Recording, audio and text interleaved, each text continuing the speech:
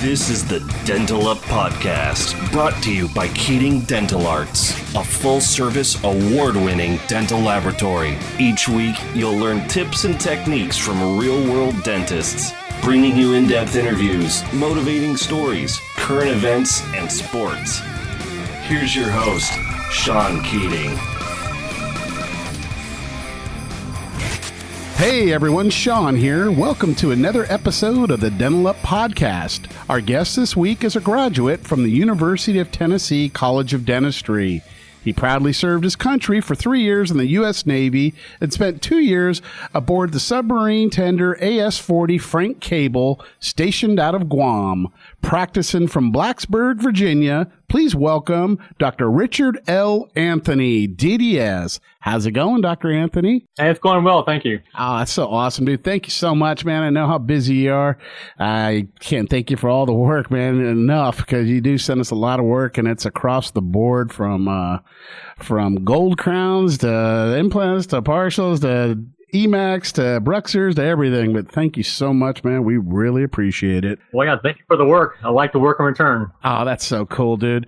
Well, hey, man, I always start off talking a little bit about sports. And, man, you're right in the heart of a big college town there, the Virginia Tech, aren't you? Yeah, the Hokies. They're not doing too good this year in football, but they've been good in the past. What's going on with their football team this year? I don't know. I don't follow the Hokies. I'm a Tennessee guy, so I went to the University of Tennessee, and I followed them, and they're still having troubles too, but I'm still an SEC diehard. Oh, that's so cool. Yeah, I see that. You went and you graduated from Tennessee in 1998. Dang. That was back with, was Peyton back there at that time? Peyton Manning and T. Martin was the one that took us to the championship. Can you believe that? I mean, the Volunteers, man, they're just not Tennessee. What's their mascot for Tennessee? It's the Smokey, the hound dog. Okay. Hound dog, yeah. Oh, that's so cool. Well, man, that's awesome. What about you follow any of pro football? Any team in particular there? Your Tennessee Titans, or who do you like for football? I don't do much. I used to follow the Dallas Cowboys when I was younger, but then once all those Troy Aikman and Emmitt Smith and all them left, I kind of went off the side and started watching more college football. There you go. I think college football has more passion to it. It seems like a lot lately, and they're playing for the love of the game. And, it's just, I always wanted to do where I would go do like tailgating at like some of the best games of the year. I think that's what when I retire someday, I'm going to just take a year and go for college. I'm going to do like 3 or 4 of the best college games and then also go to some of the best football games through the year and just kind of go state to state. And I think that'd be fun, man. Just tailgating, eating all that good food and just go watch some good football. I'm a big football nut, and I just, I run my lab like a football team. It's been part of my life since I was 8 years old, since I started playing football. And, it's weird how I kind of run it here. Like, I got my special teams, I got my quarterbacks, got my receivers, got my front office, back office, got the coaches and, the ownership. But it's kind of weird, but it works, man. It just kind of works. We all work together like a cohesive unit. Oh yeah, I think every office needs that cohesion. Yeah, it really is when everyone's on the same page, and especially when you have your staff with you a long time, and it's just really neat how you come together and just really work together, and kind of a smooth running like a sewing machine, just kind of hums along, man. So. Well, heck, man, I say let's dental up. So tell me, doctor, why did you get into dentistry, and at what point did you think, I want to be a dentist? Well, at first I was graduated from Austin P, a small school in Tennessee, a state college, with a degree in foreign languages. My mom was from, she's from South America, and then I spent 10 years of my life growing up in Germany with my dad being in the service. What branch of the service was he in? Well, he was in the Army, and then to go to, I also served in the Army before I went to the Navy, so I did both services. No kidding. Good for you, man. And, but to get to college, I decided on going into ROTC. I figured that's, my dad did the military, my brother was in the military. I decided to go to ROTC and got a scholarship, undergrad, then went into the Army and, realized it wasn't exactly what I wanted to do anymore. And so I went back to school to pick up my pre-dental, and then got accepted to dental school at University of Tennessee, and then went to the Navy after that. No kidding. That's so cool, dude. Now, how did you get on? I hear that you were on a submarine. How the heck? You're underwater. How long was the longest you were under there and stuff? Tell me a little bit about that. I was assigned to a subtender, which is a submarine, or which is a ship that repairs and meets up with some of the submarines out in the ocean. Okay. We would just basically, we were a repair ship, and so those guys will meet us in the ocean, you know, unannounced, and just pop up, and we'd fix what they needed to fix, go underwater again, they disappear. Oh, okay. Yeah, because it did. It said it was a tender there. So, man, the tender AS-40 Frank Cable. Now, Frank Cable, who's that? Is that the past general it was named after or something? They just named these people, you know, named the ships after these, you know, admirals or captains or whoever. It's in a station out of Guam and it's still there. I think it's actually more not so much involved with having active duty on board. It's mostly, I guess, the merchant marines are pretty much running that thing now. Yeah, my dad was actually in Guam for a while, stationed there, and I'm a Navy brat. My dad was in the Navy 31 years, and then he was a little bit we were everywhere, and then all over the place. But man, what was it like out on that tender waiting for the submarine? Were some pretty high seas? Was it a bigger ship that you're on? How big was that tender? Yeah, we had about 1,000 people on board, and it's a big ship, a big floating ship, and we had a crane on board to help if we need to lift things off of the subs or download stuff, whatever. For me as a dentist, though, I was pretty much just working on our shipmates and trying to get them squared away. And something happens, we'd fix them. But on the most part, these guys get evaluated before they go on the ship, so they're pretty much ready to go beforehand. So we don't have a whole lot going on that thing unless there's emergencies or something, which wasn't very common. So we had a lot of downtime, but worked out, and I ate and saw the sights and traveled with the rest of the guys. I remember my brother telling me, my oldest brother Kevin, he went in the Navy too, and he's a dentist, and they gave him a scholarship. But while he was serving in the Navy, it was over in where was it? The Philippines, Subic Bay. He was in Subic Bay, and he was saying, man, he'd work on these Marines. They'd go out and fight at night, and they'd come in, and he'd be extracting teeth and doing all sorts of repairs. And he said it was the wild, wild west back out there in Subic Bay, man. I remember my mom went out to live with him and his wife and their children, and she lasted about 2 weeks, and she came back to California. She goes, I couldn't handle it. It was horrible, and just on and on, and yeah, it was just back in time, I guess there was a river right behind them. Hey, we're thankful for where we live for sure. But well, thank you so much for your service and for our country and everything else. And man, that's just really awesome, dude. So tell me a little bit. So when you got out of dental school, did you I see you went into San Diego. You did some specializing down in San Diego. Tell me a little bit about that, if you could. Yeah. So after graduation, the Navy, going to the Navy, I was, stationed in San Diego. So I did 1 year stint there, doing an advanced education in general dentistry. And so basically what we did every month, we would rotate through all the specialties and kind of work, under a mentor, kind of like in a way. And we would just do all the specialty work. We'd do, a month of endo or root canals, a month of oral surgery. We did some ortho, general dentistry, I guess, just basic, cosmetic work. And we just rotate through the whole, for the whole year, we would rotate through each category. And that, to me, I think that was a huge asset for me, because when you get out of dental school, you're so ill prepared on speed. Yes. And you just, and you're really slow because you just got the basics out of the way to graduate. And so then when you do this advanced education or even a GPR program, you come out of there, almost 5 years ahead of your classmates. No kidding. I thought that was, it's a great program. I always recommend everybody coming out of dental school to do some kind of advanced training, because it will definitely speed you up and make you more aware of what's going on. That's so cool, dude. San Diego's beautiful down there. Did you fall in love with that area or what? I tell you, we lived on Coronado, so yeah. I loved it. Yes. Oh, dude, we're about 45 minutes. It's south of us, and me and my wife, we go every year. Our little place is that Hotel del Coronado there, and we stay there, and it's just so beautiful, the sand right there, and they have those little beach bungalows like you're on the sand area.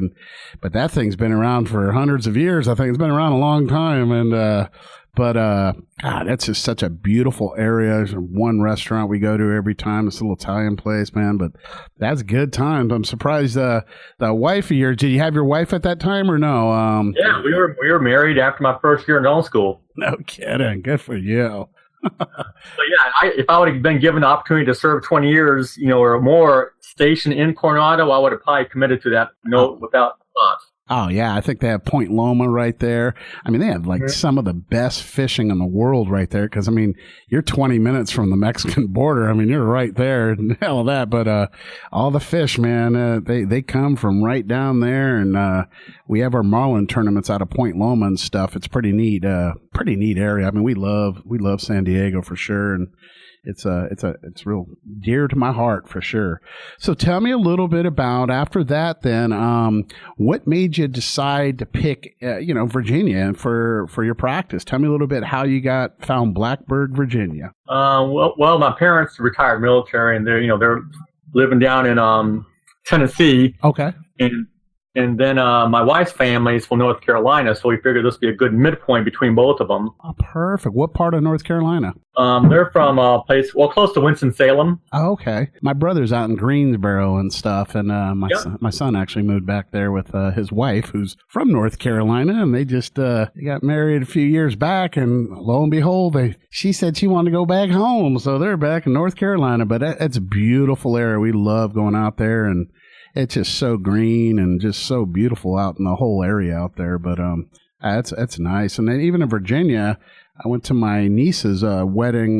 They had it at a place called Homestead. It's like a I know exactly. I've been there. Oh, have you? Isn't that bitchin'? That place is so. It took about an hour to get up that big hill or whatever. But man, we went to that, and they're all. I mean, that's a couple 100 years old too, and it's like from presidents, like have stayed there, like past presidents, and they have some neat rooms there. But what a great place to have a wedding, and just such a historical. It's such a historical area, the whole area and the history behind it. So that's really beautiful out there, man, for sure. So you picked let me see. Blacksburg? Yeah, Blacksburg. And tell me a little bit about that. Now, when you went there, did you work for a doctor as an associate? Did you start your own practice? Tell me a little bit about that, how you started off. Yeah, we came here. Well, we first weren't sure what part of Virginia we wanted to live in. So we went to UVA, which is in Charlottesville. And then we looked at the yellow pages and saw a lot of advertisements and ads for dentists. And I told my wife, I was like, we're not from the area, and now would be a lot of competition. We decided to look somewhere else. And we looked at Blacksburg and in the yellow pages, and not a single ad was in there. So, and then I talked to two dentists here locally. While I was in Guam still, I communicated back and forth with some local dentists here and just drove through the town, saw Virginia Tech, liked the campus, loved the quietness of the area, not a lot of traffic, and little low crime, and just basically saw a place and found a condominiums place that was empty, and we just rented it, and then now we own it, but just started from scratch. No kidding. That's pretty ballsy. You go straight in and open your own practice, but I've had a lot of guys do it, man, and you just no risk, no reward. So you did it, and look at that, man. You're just crushing it now, dude. So what was it like starting off? Tell me some of the ups and downs that you went through, and some of the barriers that you had to, overcome. Well, the good thing is that my wife she had her MBA in small business management, so she ran the office. That's perfect. So we had a great combination. I worked the back, she worked the front. I had one assistant at the time, and we just got referrals from the local dentists, emergencies, and built it from there. And we were, by the first month, we were not even in the red. No kidding. That's just unheard of. And the whole thing, because I tell you, man, 90% of it is, it's probably 10% talent, and then the 90% is just, the business aspect of it. And having your wife with that MBA, man, I've got my operations manager has an MBA, and it's always good to have a few smart people in your business, when it comes to the business part. But, unbelievable. That is so neat. So when are you opening up the second and third practices, man? We thought about that with the satellite, but I enjoyed doing this and keeping it simple. And enjoy my staff, and I don't want to, have to worry about having another staff on board because it's a lot to deal with. Oh yeah, absolutely. And so once you get that cohesion that we talked about earlier, you want to kind of keep that gel like it is. You don't want to mess nothing up if it's not broken. Oh, absolutely. So tell me a little bit about your practice. How many ops you got, and what kind of staff do you got working with you? I got 4 operatories. I've got 2 hygienists, 2 full-time hygienists, and then I've got we have 1 part-time hygienist that comes in. So every once in a while, we'll end up having 3 hygienists working 1 day of the week, and then I only work 4 days a week, and I'm off on Fridays. Beautiful. And I work till 2 on Thursdays. Done good. I've been doing this for 20 years now, and that's so cool. Yeah, it works. I got 1 assistant. She's great. She's been there for 10 years. She's a certified dental assistant, and it just everything. Everybody knows her stuff. We just go through routines and just get people treated and out the door. Oh, that's so cool, dude. So, what's kind of like your favorite procedure? What do you like doing, and what don't you like doing as a dentist? When I first graduated from dental school, I thought I wanted to be an endodontist, and I thought the same thing in the Navy. But then after doing this for 20 years, I still like the fact that I've been a general dentist. The variety that I can do, and you don't have to do the same thing every single day. Yeah. And then I can also pick and choose my cases, which is good. And if I don't want to do something, I can just refer to a specialist. Yeah. My brother says that he's an endodontist, and he said, it takes a certain kind of person that, they're in surgery all day, every day. And and he gets all the nasty ones, all the GPs are doing the easy ones. And so he's getting tough ones all day, but you're in surgery all day, and it takes a certain kind of guy. But I think to see a lot of GPs out there doing a vast range of procedures, and it keeps you sharp, and it keeps you, your attention span is, it's kind of what's exciting coming through the door today, and it's, I think it's kind of neat for a lot of guys that, that do general dentistry. They have so many different things they can do for the patient. It's kind of like almost like you're a MacGyver, where you can fix a lot of different issues when it comes to teeth and a person's, mouth and stuff, where if you just do endo all day, it's that all day, every day. But yeah, I think it's a neat thing for sure. Yeah, the other good thing about that, though, is you develop a relationship with these patients, because not only do you treat them, they're ongoing returning patients for cleanings, and then eventually you'll start seeing their kids, and then they get married and their kids. So you develop a really big relationship with the town that you live in. Oh, absolutely. No, that is really neat. And it's so rewarding, I'm sure. So tell me a little bit about what do you do for marketing strategy there? Are you doing mailers? Do you social media? You're working with the public sector. Tell me a little bit about that, if you could. We started out, initially years ago, before the internet was such a big deal. We did the newspaper, the local newspaper in the town, and then of course we did a monthly ad, just pretty much talking about what we did on a daily basis. And then over time we evolved to where did we go to? We went to we would go to businesses and drop off some brochures or some toothbrush kits with our cards in them. And then we went to the internet, and we have a website, and then we also have another system that kind of monitors, I guess, the Google hits that the website gets, and who's calling, and all these fancy things. I'm not a computer guy, so I'm not quite familiar with all that, but I guess that seems to be the way it's going now, and so that's what we've done. That's where we stopped doing the advertisements in the newspaper, because there was no longer, that's not an issue anymore, and everybody's on the phones now. Yeah, I remember the biggest thing back in the day was the Yellow Pages, and whenever you wanted something, you get out that big book of Yellow Pages and look at all the different businesses out there, and that was our internet back then, was the Yellow Pages. And I remember when the new one would come out every year or something, we'd yay, let's go look through it. And my big thing was go to R, because I wanted to look under restaurants, find all the different restaurants in the different cities. Honey, we're going to Buena Park to the Cattleman's Ranch. She's like, what? You'll find all kinds of stuff on the Yellow Pages. You never know what you'll find there. That's so funny. No, that's awesome, dude.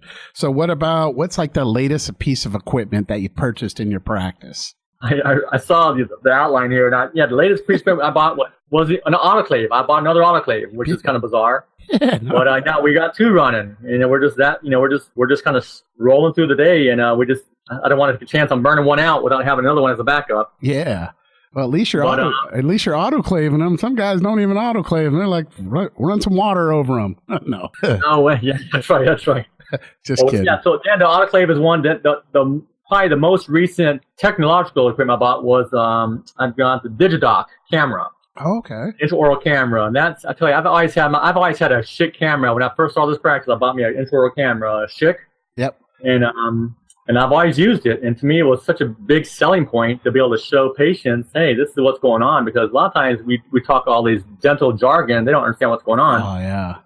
You can back it up with a picture and put it on a big screen in front of them, and here they are. They're sold. Oh, that was the biggest thing. I remember 20 some odd years ago, I was in the dental chair, and that's when I had amalgams, I think it was 25 plus years ago. And Dr. Detola, I don't know if you know him, Michael Detola, he was practicing in this little town in Tustin and right off of Jamboree. And I remember going in there and he was saying, Sean, look at these cracks and through your teeth. And with that, intraoral camera, and he had a big, like 25-inch TV up in the corner or something. And I'm just like, whoa. He goes, we need to take these out, Sean. I'm like, yes, we do. Look at those cracks. And now, but a picture's worth 1,000 words, man. Those really are, they're amazing, and what they can show and everything else. And now I think, like with the new scanners, the impression scanners, you can go in there and kind of scan the mouth, and they can just kind of roll their head over and look at the computer screen and see them, tilted in a 3D.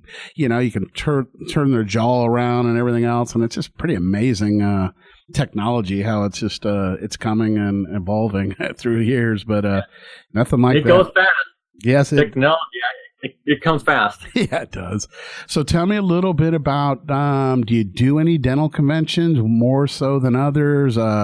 What about continuing CE courses? What do you do for that? Yeah, we're part of, I've been here since 2001, and so we're part of the Seattle Study Club. Oh, okay. And so it's actually a national, or actually it's probably an international committee that basically does CE courses across the country. And because we're members of that local, as a local committee, we get to go to some of their major conferences down in Florida or these other big areas. But we have once a month meetings with the Seattle Study Club, and it's through the oral surgeons. And so we kind of discuss, it starts off with basically implants. We kind of go over implant procedures and new processes, and that's how it got started with implants to start with, was through the Seattle Study Club, through these meetings. No kidding. Now, that's nothing to do with COIs or nothing, is it? Or, it's just the name of the study club? Well, yeah, they're out of Washington State. But it's actually a big group of people that do it. Okay. We're just fortunate to have our local oral surgeons to get involved with that, so we can be part of that as well, and that's been really good for all of us. So not only does, go ahead. No, that's all. So, are you having oral surgeons sync your implants? Are you doing any implants syncing? Are you syncing any of them yourself? Or tell me a little bit about that. Yeah, they're doing all of it for us. We tend to use the BioNovoCare is what our main product is that we use with oral surgeons. The periodontists, they'll use Straumann and some 3Is. Okay. But I restore the implants. I don't place them. Do you think you ever want to place them, or you like restoring them? And no, that's good. Hey, you sleep better at night. I mean, I got some guys that they'll take a weekend course and they'll come back on Monday, pull back flap, and they're like, let's sync these. I can do it, but I don't know. If I was a dentist, I would just do what I do best and let the guys, sync them properly, and then just restore them. It's kind of like, I tell you, some of these implants, the headaches and everything else, like, for what you're going to get, you could do 3 regular crown preps and make the money off of that one implant that's going to cause you quite a bit of stress if it's not done perfectly. And now it's, you got to know your limits, and sometimes it's best to just refer that out, certain things. What do you like to refer out, mostly what you're not real comfortable doing, chairside? When I first moved here, being a brand new guy in the town, I had a lot of openings, so I did pretty much everything that I did in the Navy. And now, I'm just, we're plenty busy, and I'm not worried about all the molar root canals. I send all my molars out to the endodontist. Okay. They do post and cores or whatever for me. They come back in here. I can cut a crown prep in minutes, and which is perfect, because I don't have to worry about all the numbing, none of that nonsense for that particular patient. Absolutely. But extractions, I'll do some extractions, very simple extractions. I don't do any third molar extractions anymore. All that goes for oral surgeon. Like I said earlier about cutting a crown prep or doing 3 crown preps, in a time it'll take you to the implant placement. I can do an extraction, thermal extractions. It takes me probably, for me, about 50 minutes to do one. I can cut a crown, less time than that. Absolutely. No, I hear you on that for sure. So what are your thoughts on some of the new technology in dentistry, like compression scanners and CAD/CAM systems, stuff like that? I actually had a CAD cam. I had the CEREC, the red cam, Okay. for about 5 years, and then they moved on to the blue cam, and now it's OmniCam, and so I don't use it anymore. And as you all know, I send all my impressions PBS to your lab. For me, technology is, I love it. I think it's great. I think people need to pick and choose what they really think they need to have and what the cost is, and then how much return you can get on the investment. And that was one of the biggest things with me, because you buy this machine and then there's so much upgrades and updates and then complete changeover from the red cam to the blue cam. Yeah. You've got to buy a new system and then OmniCam. And so the money adds up after a while. I don't mind. I think it's great that they teach that in school, and I think people should get one. And as long as there's not too much change going on with those things, they can hold on to those units for forever and use them. I didn't have a lot of luck with mine, in the sense that there's so much change from the red cam to the OmniCam that I couldn't see the value in going up to that level. Yeah. It's to each their own, really, with it. And some guys love it, and some guys work the heck out of it, and some guys get it and they just don't get it and kind of collects dust. And then the new upgrades, it's the same thing with me with all mine. I mean, each, it's like your insurance policy. You get a car. Okay, well, how much is the car and what kind of value is it? Because you're going to pay, this price if it's this. And so I got some machines that I got to pay like $10,000 a year. It's like $1,000 a month, $800 a month to $1,000, or some are $12,000 a year. Oh, like on my printers and stuff. And it's so dang expensive. And just each year, it's like all the new upgrades, and it's just like kind of like, I don't know. It's tough. It's just, you get discouraged when you see all the extra stuff they tack on. And I mean, when you really do your numbers, you got to really crunch those numbers when you're getting these things. And because you got to look at the ROI on it, and you just got to look at what the true cost of it is. And it's something that you can't go in blind. I went in blind for several years buying things thinking it's going to make all the difference in the world. But once I calculated all the numbers and everything, it's like, dude, we are getting killed on this. And just like, my new printers now, I've got $300,000 or $400,000 worth of printers that aren't worth anything now.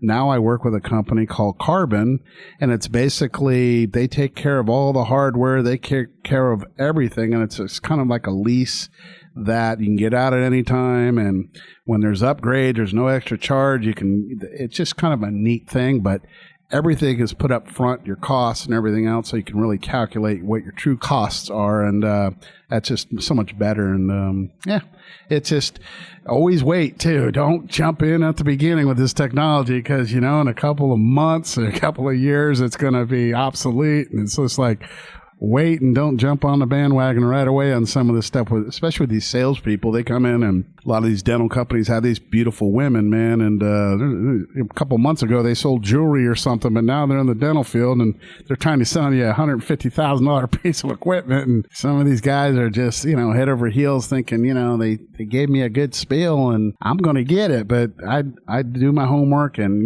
if you have a good lab that knows what they're doing, talk to them or get advice from other people in the industry before you sign the dotted line on anything. But I think nowadays with some of the impression scanners, I think it's kind of got to the point where you can really get in and know, your value on these and know what it's going to cost. And I think those are really kind of neat. We're getting a lot of digital impressions, and it's so dang accurate. And I know still so many guys are doing, my regular impressions, polyvinyl, polyether, and it works great. But I tell you, man, some of the digital stuff, and then even going modelless, and I'm creating restorations like virtual, and they're coming in and seating in less than 5 minutes on most crowns. A little dusting of the contact, maybe a occlusal contact here and there, and boom, it's like dang. But it'll take time, especially for some of the guys that have been doing it for 10, 20, 30 years. They're not so easy to get to jump on the bandwagon, where a lot of these younger students, they're kind of learning CAD/CAM and everything in college, and they're coming in a little bit more, they know, they don't know anything else. So, I mean, it's something, they're a little more open to it. But But I see some good things out there in the future for sure. So what are some of the do's and don'ts you can give some of our newer dentists just starting off, some advice there? My biggest thing is just don't oversell. Okay. Try to be conservative, documents, everything, take photos, x-rays, get consent forms. That's pretty much it. Just don't oversell yourself and just be honest with your patients and for, what you would want in their mouth. And then again, the other thing is you can't judge a book by its cover. I mean, there's people that we've seen here being in, Southwest Virginia that you think that they're from the hills, but they have a lot of money, but, you can't see it. So if you just tell them what you would want to do for them and give them some options and let them decide for themselves, I think that's probably a better scenario versus trying to oversell something, because a lot of folks can kind of see through all that and realize that you're just there to make a buck and not really take care of them. Oh, they do. They see it instantly, and just be genuine and treat them like you wanted to be treated, and, the whole thing, do the good deed. And I think that's just the best thing. What about for, you do referrals, you get your staff getting referrals, probably your number one, source for new patients is referrals, I take? Now it's just word of mouth. Yeah. We've been here long enough now that we get people now, it's just word of mouth. The patients, we got probably 3,000 patients in our office, and I'm a solo practitioner.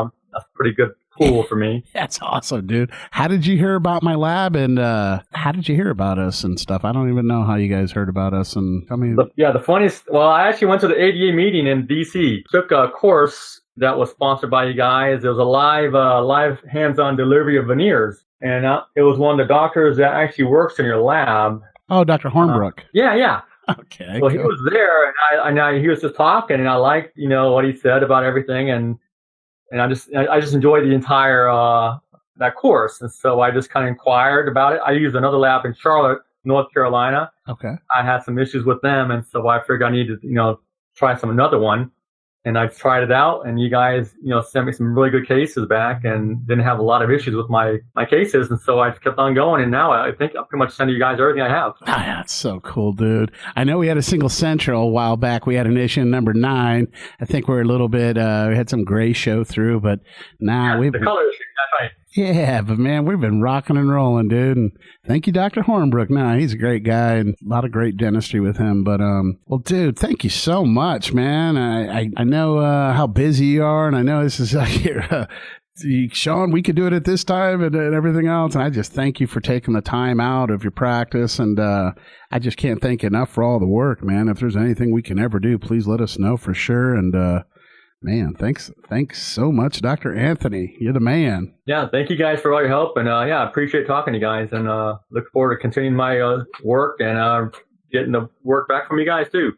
Thank you so much, and we really appreciate it. God bless you and your family, and we'll, if we don't see you, we're not going to probably see you in a while, but happy holidays and have a Merry Christmas and everything else. Yeah, back to you guys. Hope everything goes good, and hope you all have a good Merry Christmas as well and New Year. Thank you so much, Dr. Anthony. We'll talk to you real soon. All right. Thanks, guys. All right. Bye-bye. Bye-bye.